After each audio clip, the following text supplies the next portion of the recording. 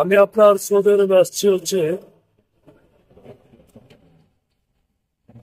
18ই June 2025। তো Saudi আরব নতুন যারা আসে প্রবাসীরা তাদেরকে আপনার আসার পরে রুমের মধ্যে আমাদের দেশি ভাইয়েরা আছে সিম বিক্রি করার জন্য বিভিন্ন ধরনের মানে লোভনীয় অফার দেখায়া আপনার সিমগুলো বিক্রি করে। সিম কিনতে গেলে যে কোনো একটা আঙ্গুলের ফিঙ্গার দিতে হয়। আর বর্তমানে আমি দেখলাম পাসপোর্ট কপি লাগে না, শুধু ভিসা নাম্বারটা লাগে, তাইলে সিম দেওয়া দেয়।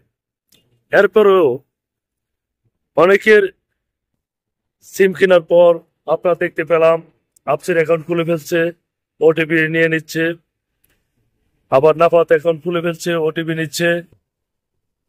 এভাবে একটি ফিঙ্গার দিয়ে যখন আমরা একটি সিম কিনি, এই ফিঙ্গারটা দিয়ে একাধিক সিম তারা পারচেজ করে ফেলে।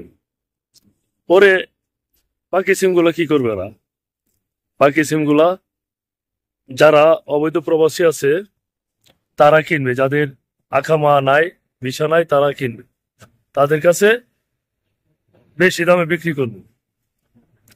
আরেকটা হচ্ছে আপনার নামে যে সিম কার্ডটি আছে সেই সিম কার্ডটি দিয়ে তারা আপনার বিভিন্ন ধরনের আপনার ইন্টারনেট কানেকশন নেবে বা কিস্তিতে পণ্য কেনারও মনে হয় কোনো সুযোগ আছে, মানে আপনাকে একটি লোনের আওতায় নিয়ে আসবে, এরকম করতে পারে। তাহলে আপনারা কেমনে বুঝবেন? চিনারা চেক করতে পারেন তো তারা বুঝতে পারবেন। আর না হয় আপনারা ছুটিতে যাওয়ার সময় বা একবারে চলে যাওয়ার সময় যখন এয়ারপোর্টে যাবেন তখন আপনাদের দেখবেন আপনার নামে ফাইন আইসা রয়েছে, ওই ফাইনটা এয়ারপোর্টে পেমেন্ট করে যেতে হবে। এরকম আমাদের একজন পুরাতন ভাই, উনি বলল যে আমার এক ফ্রেন্ডের সিম কেনার পরে তার নামে জরিমানা আসছে, আমি কার্ড দিয়ে পেমেন্ট করছি। এটা স্ক্রিনশট আপনার আমি ভিডিওতে শেয়ার করে দিচ্ছি।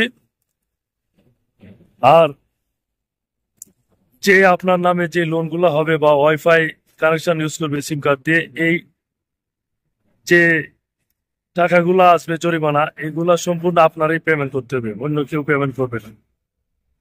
যেহেতু আপনার নামে, এটা আপনারই পেমেন্ট করতে হবে, এটা মনে রাখবেন। তো সেহেতু আপনার যারা সিম কার্ড কিনবেন, মোবাইলে অফিস আছে, এসটিস অফিস আছে, সকল সিমের অফিস আছে, অফিস থেকে সিম কার্ড কিনবেন। আর কোনো প্রকার ওটিপি আপনার কাউকে দিবেন না, ওয়ান টাইম পাসওয়ার্ড কারোর সাথে শেয়ার করবেন না, কোনো প্রকার ওটিপি ছাড়াই সিম কার্ড কিনতে পারবেন। তো ভিসা দিয়ে যে সিম কার্ডটি আপনি কিনছেন সেটি আপনার যখন আপনারা আকামা পাবেন, 3 মাসের আকামা হোক বা 6 মাসের আকামা হোক বা 1 বছর আকামা হোক, তখন আকামাতে এই সিম কার্ডটি ট্রান্সফার করতে পারবেন, আকামা নাম্বার অনুযায়ী সিম কার্ডটি করে ফেলতে পারবেন, কোনো সমস্যা নেই। আর অনেকে বলে যে আকামা ছাড়া সিম কেনা যায় না, নতুন আসে পরে, এটা এরকম কিছু নাই। এখন পাসপোর্ট কপি লাগে না, শুধু ভিসা কপি দিয়েই আপনার ই ভিসা দিয়েই সিম কার্ড পারচেজ করা যাবে, কেনা যায়। এটা আমি দেখতে পেলাম। তো সকলে ভালো থাকবেন, সুস্থ থাকবেন। আমি আজিজ ব্লগস থেকে, রিয়াদ, সৌদি আরবিয়া থেকে এখানে বিদায় নিলাম। সুপ্রিয় ভিউয়ার এবং প্রাণপ্রিয় প্রবাসী ভাইদের সুস্বাস্থ্য এবং নিরাপদ জীবন কামনা করছি। আমি আজিজ এখানে বিদায় নিচ্ছি। খুদা হাফেজ।